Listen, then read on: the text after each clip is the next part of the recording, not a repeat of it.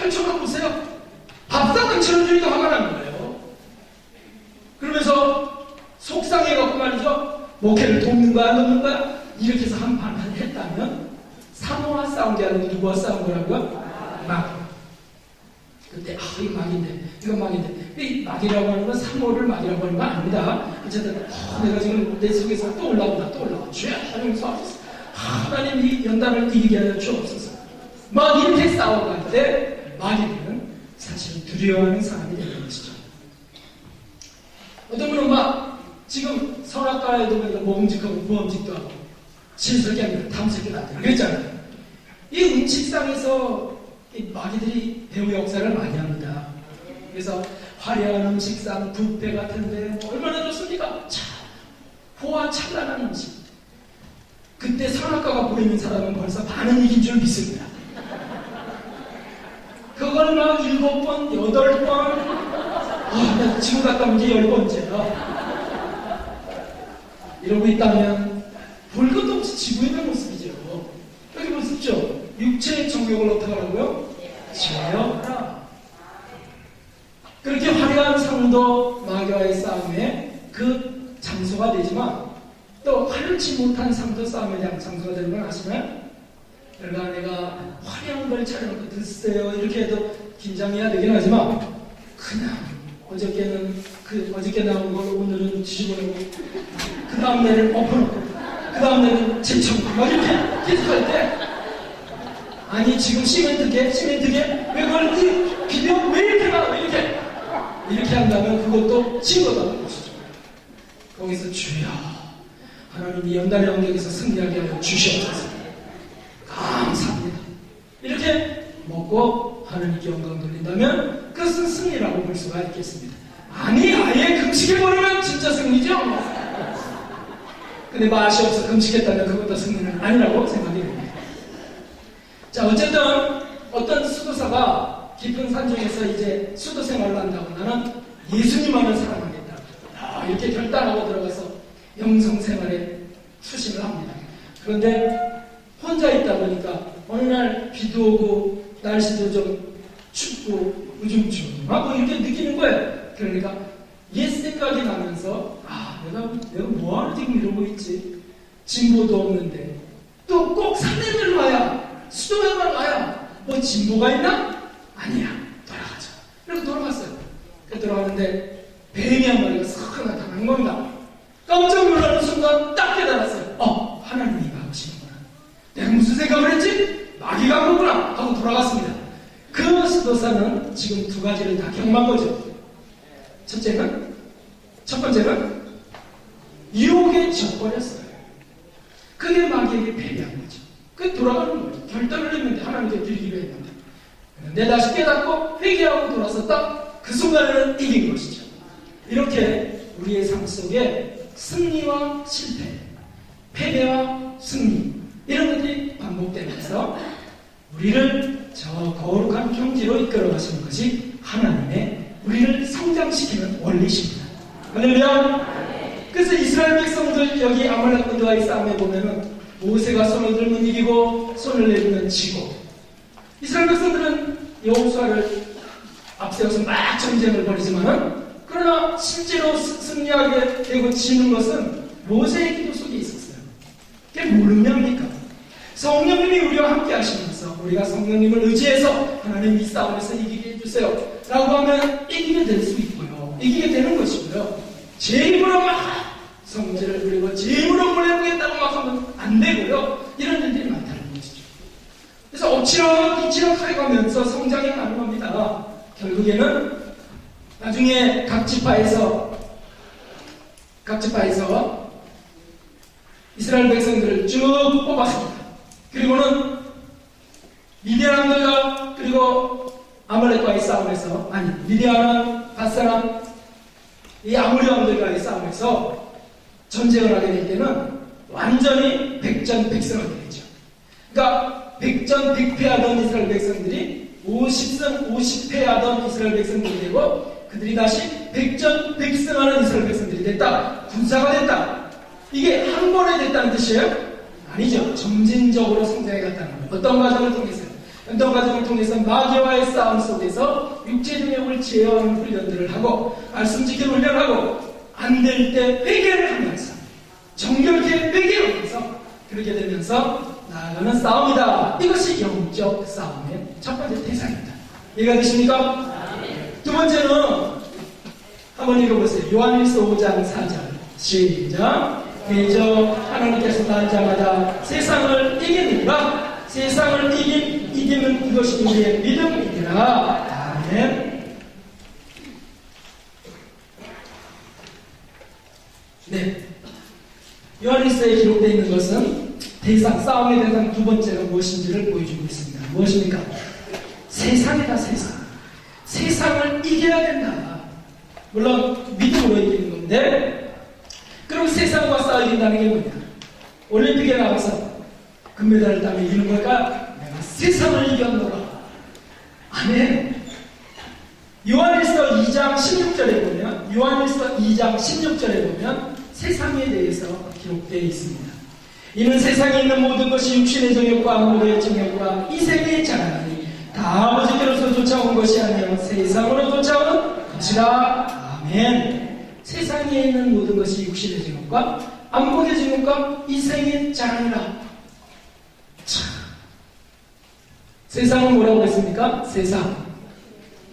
한번 불러보세요. 세상 첫 번째 육신의 정욕과 그 다음에 안목의 정욕과 그 다음에 이생의 자랑이라. 이생의 자랑이라. 이게 세상이에요. 무슨 뜻이겠어요? 세상은 다 어떻게 존재하고 있느냐? 육신의 정욕을 즐기라고 하는 게 세상이 여러 화려한 모습으로 준비되고 있고요. 안목의 정욕을 즐기라고 하고요. 어떻게든지 자랑하라. 그래서 명예욕을 부추기고 하는 게 세상 속에 가득하지 않습니까? 전쟁터고 가다 보면 그 포스터 같이 그 광고 같은 거 보면 전부 다 이런 내용들 아닌가요? 거기 어디 기도하여 삽시다. 거룩한 기도하는 모습이 포스터에 붙어있나요? 아니죠. 어떡하든지 죄송합니다만 오늘날 교회의 모습 속에서도 그냥 즐기는 거, 누리는 거. 예수님을 믿고 우리가 천국을 확보했는데 누려야지. 그리고 예수님 믿고 꼬리가 돼? 이 머리가 돼야지. 예수님 믿으면 우리는 딱 박사가 되고 우리는 딱 국회의원이 될 수 있습니다. 이런 게 세상의 자랑 속에 들어있다면 죄송하지만 교회가 세상과 싸워 이기라고 가르치는 것이 아니라는 거예요. 세상과 싸워 이기는 걸 가르쳐야 되는데 그러면 어떻게 한다고요? 정과 욕을 십자가에 못 박는다. 육체의 정욕을 제어하라. 그래서 지금 혼동이 오는 분들 계세요. 그렇죠? 기복신앙에 젖어있던 분들은 이거를 즐기면 그걸 행복이라고 해요. 아, 나 행복하다. 행복하다고까지 가면 그래도 괜찮은데 거기다 더 붙이죠. 뭐라면 오, 요새 아주 은혜 충만해. 요새 아주 은혜가 가득해. 이렇게 얘기해. 이게 가득하다고 은혜가 가득합니까? 이게 은혜가 가득한 게 정욕이 충만한 거예요. 정욕 충만. 정욕이 지금 만족스럽다는 거죠. 이게 아니다. 성욕 충만한 게 아닙니다. 그래서 기복신앙을 우리가 정말 조심해야 된다는 거예요. 어쨌든 이 세상과의 싸움은 아까 우리가 본 거대로 마귀가 미혹하던 에덴 동산에서의 원리랑 똑같습니다. 에덴 동산에서 마귀가 어떻게 했어요? 선악과를 보여주자 어떻게 했습니까? 그 선악과를 보자 먹음직스럽고 그 다음에 보암직스럽고 그 다음에 지혜스럽게 하는 만큼 탐스럽게 한지라 마귀가 똑같이 역사하는 거예요. 그러니까 마귀는 세상 속에서 역사한다. 할렐루야. 이게 진리예요. 마귀는 세상 속에서 역사한다. 그러므로 우리 그리스도인들이 이 싸움에서 승리하려면 세상이 뭔지 확실히 봐야 된다는 거예요. 확실히. 그래서 여러분, 그러면 돈을 벌 때 욕심이 생기는 거. 그런 거 다 이런 거 아닙니까? 안목의 길. 백화점 가고서 아이쇼핑이라고 그러는가요? 백화점 가고 이렇게 싹 보면서 만족함을 누리고 사지는 못하지만 말이죠. 어떤 분은 무조건 사. 그래서 쇼핑 중독에 걸려버렸어요. 나중에 카드빚이 잔뜩 늘어납니다. 다 마귀와 세상이 미치는 모습입니다. 좀 음란한 영화나 음란한 비디오, 좋은 음식을 애써 달려가면서 찾아다니면서 먹는 거. 식도락가, 갑진의복. 의복은 값진 걸 사야 오래 입어요. 오래 입기는 뭐 오래 입어. 몇 년 입고 실증 나고 다른 거 사요. 떨어져서 못 입는 옷 요새 입어요? 아니죠. 그냥 어떻게 하면 남들에게 잘 보일까? 뭐 헤어스타일도 뭐 어떤 헤어스타일을 합니까 우리? 헤어스타일 여기는 별로 없으신 건데 아주 조금 노란색, 조금 보라색 이렇게 칠해갖고요. 그리고 이렇게 세워갖고 자존심 머리 촥 세워갖고 찰랑찰랑찰랑하니까 머리를 기썩 펴갖고 길썩 펴갖고 이렇게 다니면 머리가 파도처럼 움직이는 사람도 있고요. 그 다음 뭡니까? 잘 보이려고 하는 거 아닙니까? 자기가 잘 보일 게 없기 때문에 머리라도 잘 보이려고 하는 건지 저는 모르겠습니다. 이런 것들이 있다고 보석으로 꾸미고 다니면서 또 뭐 금식하고 또 철저한 절제나 기도생활, 명성생활의 진보를 이렇게 달려가기보다 남들이 나를 어떻게 볼까?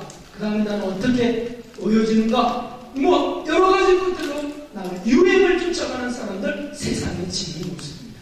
세상.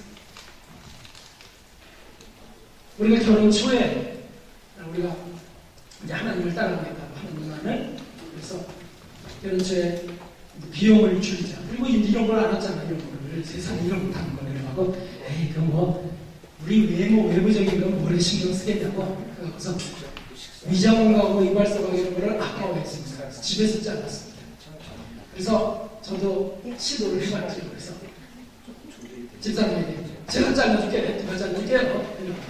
또 순진하게 안 더라고요. 가위를 찾아보니까 가위가 없어요. 그래서 그냥 색종이 자르는 가위 갖고 와서 그러면 척척척 자르니까 희한하게 이게 잘 안 잘라지는 거예요. 왜 안 잘라지는 거예요? 자르다 보니 자꾸 올라가고 이렇게 올라가 이렇게 되고 있어요.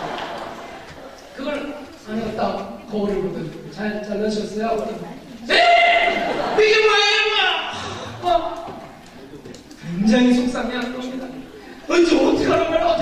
어떡하게 뭐 어떻게 해요? 뭐 지옥에 떨어져요? 그런데 미정원에 갔어요. 아이고 이건 누가 잘랐어요? 아저씨가 잘랐지 아저씨가. 그래서 그냥 그렇게 됐네. 아이고 참 사모님도 정말 용감하시네. 어떻게 이런 걸 남편한테 맡겨요? 야단되게 먹었어요. 그리고 그때부터 이 머리를 짧게 하고 다니게 됐죠. 왜냐하면 이 어떻게 할 수가 없으니까 정리가 안 되니까. 그런데 제가 이런 얘기를 그때 했는지 기억이 안 나는데 저는 떠오르는 게 있어요. 물론 제 머리가 아니라서 그랬는지 모르겠습니다만 아니 프랜시스를 쫓아나섰던 글라라라고 하는 사람을 아십니까? 그 글라라는 그 이쁜 금발머리 인기는 당신 머리하고는 비교도 안 되는 금발머리 그걸 자진해서 예수님을 따라가겠다고 싹둑싹둑 자르면서 프랜시스의 제자가 되었다는데 근데 그걸 얘기를 제가 못했어요. 왜냐하면 그 상황에서 얘기했다가는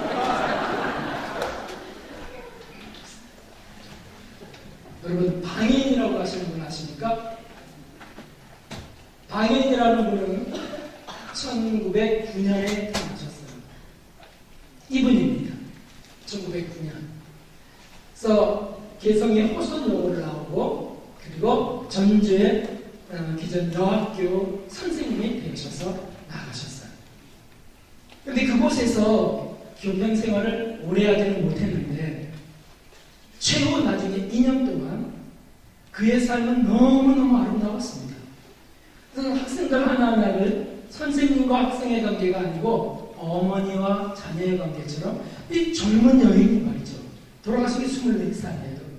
그래서 전주의 성녀로 일컬어져 있는 분이에요. 기독교의 성녀다 이렇게 일컬어지고 있는 분인데 이분은 결단을 합니다.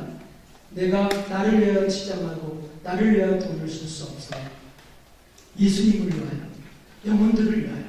그래서 전주의 수많은 영혼들을 구원하기 위해서 고아원을 세우기 위해서 자기의 것을 팔기 시작해요.